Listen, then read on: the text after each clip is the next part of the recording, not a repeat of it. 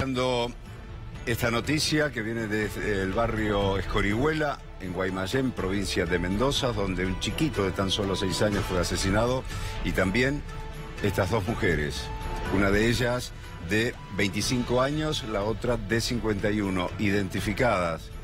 Todo comenzó por la denuncia de un vecino que vio humo en esa vivienda del barrio Escorihuela, en Guaymallén, Mendoza. Esto ya fue en la madrugada del día de hoy. Allí está el chiquito de 6 años, identificado como Lautaro Vega, asesinado. También Mayra Bueno, de 25 años, y Mónica Outeda, de 51 años. Luego de cometido este triple homicidio, podríamos estar hablando también de un doble femicidio, él o los asesinos que ingresaron a esa vivienda prendieron fuego a la casa. Al llegar los bomberos lograron controlar las llamas, se quemó en un 50% la vivienda, y allí cuando entra el personal de emergencia médica puede observar cómo están los 3 cadáveres. El del chiquito, Lautaro, de 6 años, y estas dos mujeres de 25 y 51 años.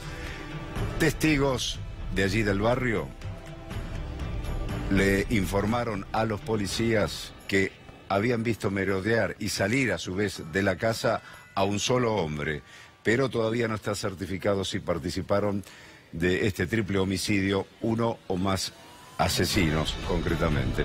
En instantes, entonces, vamos a estar ampliando este hecho conmovedor, por cierto, la tragedia que ha ocurrido en el barrio Escorihuela, en Guaymallén, provincia de Mendoza, donde un chiquito de tan solo años, Lautaro, 6 años, fue asesinado, y también una mujer de 25 y una madre de 51. Y están tratando de determinar allí si se trata de la mamá y la abuela o qué relación había entre las 3 víctimas fatales.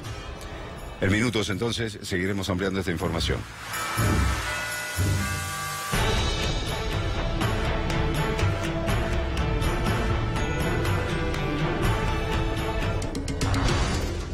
Volvemos al escándalo en la provincia de La Rioja, en la escuela de cadetes de la policía de esa provincia, en donde ocurrió el hecho trágico concreto de la muerte de un aspirante de tan solo 18 años. Su sueño era ser policía, pero en el primer día que ingresó allí a esa escuela, durante un entrenamiento brutal y todo tipo de torturas, excesos y vejámenes, terminó la vida luego de luchar durante 6 días por su vida en terapia intensiva.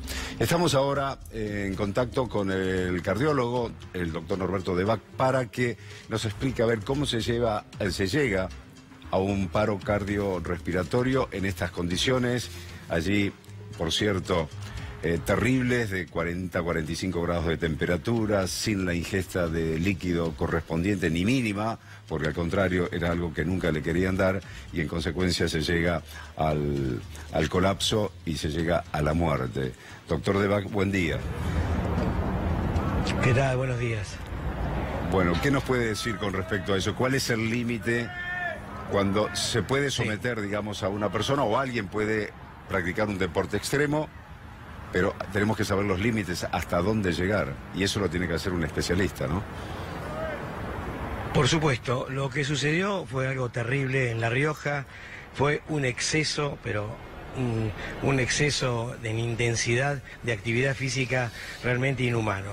Lo que han hecho en La Rioja no tiene perdón, porque realmente estar bajo el sol, a una temperatura de 40 grados de temperatura, y estar además con la sensación térmica, como decías vos, de 50 grados prácticamente, y era un día a pleno sol.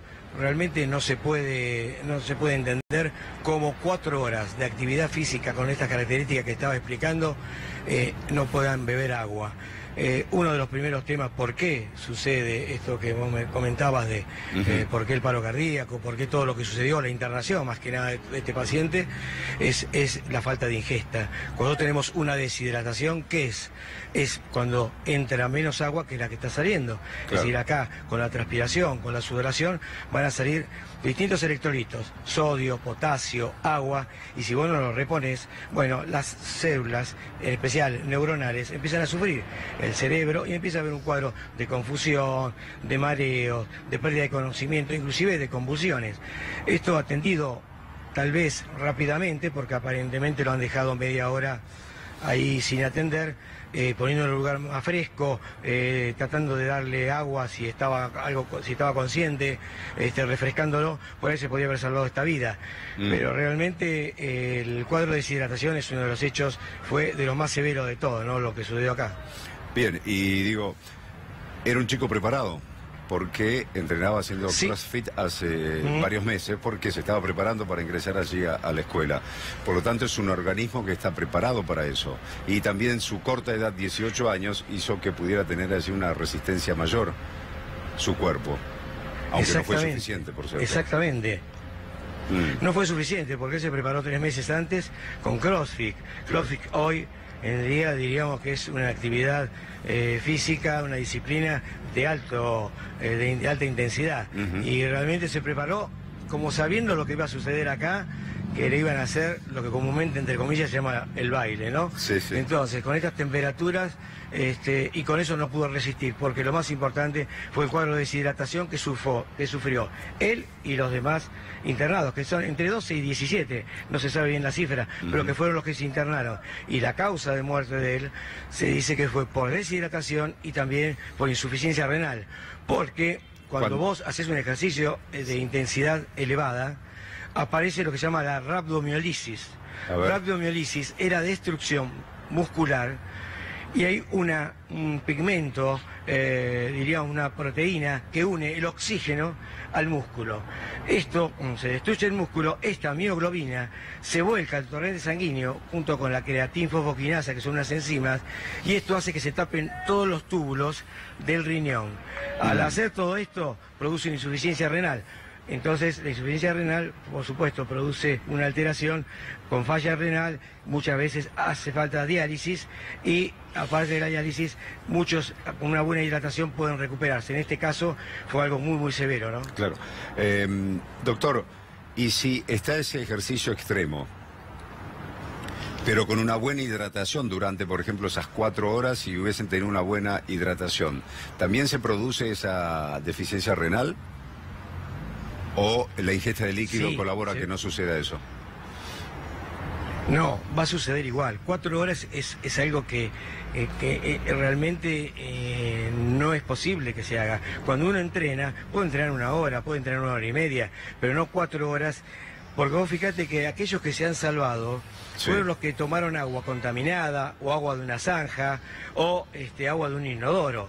Entonces, ellos fueron los que se pudieron recuperar, que si bien pudieron haber tenido alguna infección, bueno, eso no hay ningún problema, se puede solucionar, pero esos fueron los que se salvaron. Pero 4 horas de ejercicio físico, de actividad física, es imposible porque hay otra de las consecuencias.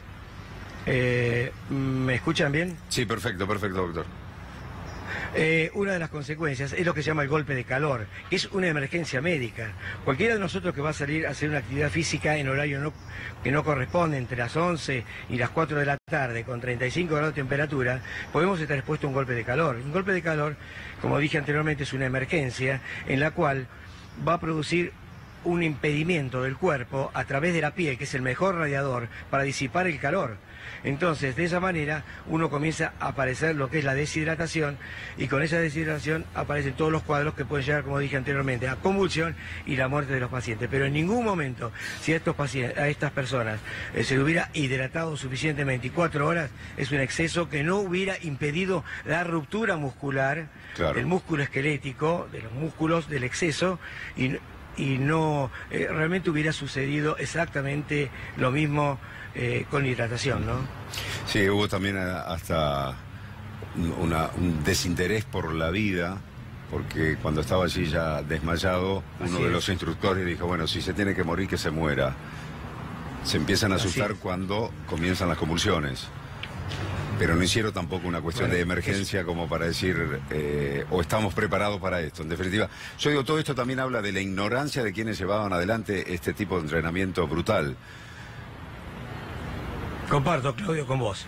La ignorancia yo creo que es un tema acá que fue importante. Yo creo que por ahí corre el tema, pero detrás de todos aquellos que son entrenadores, siempre hay un responsable, siempre de una u otra manera se va a poder hacer un plan determinado de ejercicio y de actividad física a una determinada hora, con un plan de hidratación, y no es posible lo que realmente hicieron. Después, escuchaste lo que se llama la sartén en una cancha de básquet, apoyar a la temperatura de lo que absorbe el cemento con el hierro, y eso, quemarse las manos y demás. Esto realmente no tenía que haber ocurrido. Por suerte, hace mucho tiempo que no tenemos casos, pero yo recordaba que había un caso muy importante y lo estuve buscando en la literatura. Sí. Y allá por no sé si lo recordás vos, en el 2007, por febrero, sucedió algo similar en la Escuela Ramón Falcón de la Policía Federal. Sí, esta es una práctica habitual, tanto en las Fuerzas Armadas, claro, como en las Fuerzas de Seguridad. El baile, la manija, pero como se decía caso, también. Sí, la tradición nefasta, por cierto, ¿no? Eso, por supuesto. Bueno, y eso había ocurrido en el 2007, por supuesto, por suerte en la Policía Federal no se repitió más y en las otras Fuerzas Armadas tampoco, pero habían sido internados en el Churruca alrededor de 22 cadetes, y con también insuficiencia renal por este daño muscular, por el exceso de ejercicio físico. Por supuesto, por suerte esos fueron recuperados, ¿no? Y el último caso que hubo, que quedó ahí, no se aclaró muy bien, fue por abril del 2017, una cadete del Colegio Militar, se dijo que estaba también con exceso de actividad física y falleció también haciendo entrenamiento. Después dijeron que era de causa natural, no sé, después no se aclaró demasiado, pero habían dicho también que era por exceso de actividad física, ¿no? Sí. Así que hay que tener mucho cuidado con el exceso de actividad física. Estaba pensando, Norberto, ¿no?, en el hecho cómo se ha evolucionado poco, en definitiva, porque tenemos ya el caso emblemático del soldado Carrasco, que terminó con el servicio militar obligatorio en la República Argentina, y sin embargo, a partir de ese caso no fue que se avanzó y se evolucionó para que se deje de lado esta práctica nefasta y en definitiva se haga un entrenamiento físico riguroso para quienes van a pertenecer a fuerzas de seguridad o fuerzas armadas, pero no con estas condiciones que ya se saben que son anacrónicos, arcaicos y que de efectividad no tienen absolutamente nada. Mira, yo justamente hoy la nota la estamos haciendo acá en un country donde estamos entrenando el equipo. Estoy en Atlanta, yo como médico, y estamos haciendo el entrenamiento. Y el entrenamiento que hacemos habitualmente, e inclusive en la pretemporada, nosotros lo que decimos es hacer un plan de trabajo, y a lo mejor es 1 hora y media que lo hacemos, con descanso, con elongación, con hidratación. Después hay un descanso, después otra vez a la tarde cuando ya baja el sol, después de las 5 de la tarde volvemos a hacer en el caso de las pretemporadas. Y de esa manera, perfectamente, los jugadores corren, no solo los de Atlanta, de todos los equipos tienen más o menos similar el plan, y no hay ningún problema, y nunca hubo ningún problema. Pero esto del exceso, un poco, yo comparto lo que decías vos, Claudio, de la ignorancia, ¿no? Pero totalmente. Alguien va a tener que poner un límite a esto y castigar esto, porque realmente es algo, como dije, inhumano, totalmente, ¿no? Sí, además que se haga de forma institucional, en definitiva, porque a su vez los instructores jefes le ordenan a los cadetes de segundo año, ya vos pasaste, ¿te acordás el bautismo que te hicieron cuando entraste? Ahora que estás en segundo año, ya tenés el derecho de desquitarte de lo que te hicieron. Y eso, año tras año, sucede este tipo de cosas.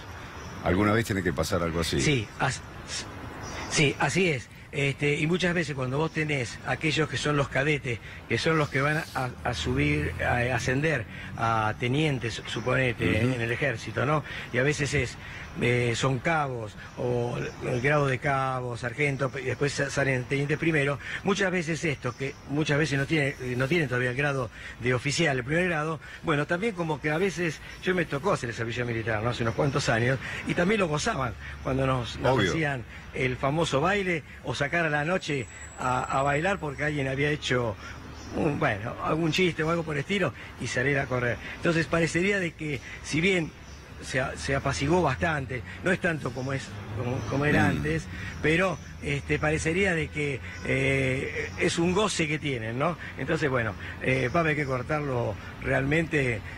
Yo creo que las autoridades, no solamente las Fuerzas Armadas, sino un poquito más arriba, van a tener que tomar unas medidas determinadas para hacer, cuando tengan que hacer un entrenamiento, que sea con un plan bien organizado, un plan de entrenamiento, cuánto tiempo, qué tipo de actividad física le vamos a hacer, qué tipo de hidratación, qué tipo de alimentación, todo lo que sea necesario, que es fundamental, ¿no? Porque también en una época, cuando yo hice el servicio militar hace bastantes años, repito, 7 días sin bañarnos, me acuerdo, la camisa blanca, la verde que teníamos blanca por la sal, y cuando agarrábamos un jarro de agua, que eran esos jarros de ejército que tenían, no sé, 3/4 litros de agua, estábamos desesperados, pero tomando de a 2 jarras. Eso fue una semana, después ya calmaron las cosas y había una serie de cosas, pero en ese momento sabes lo que es la sed, y con un entrenamiento bajo el sol es algo realmente inexplicable de ningún punto de vista. Se puede creer esto, ¿no? Para nada productivo, al contrario, todo nocivo. Así que yo digo que esto sirva como ejemplo. Siempre las cosas malas, Claudio, se puede mejorar, por cierto, se pueden desterrar, repetir, por ¿no? cierto. Norberto de Vaca, que se tomen. Muchísimas gracias por este contacto, ¿eh? Sí. No, un gusto, Claudio, que tengas una muy buena tarde vos y todos tus televidentes. Y en estas horas por la sombra.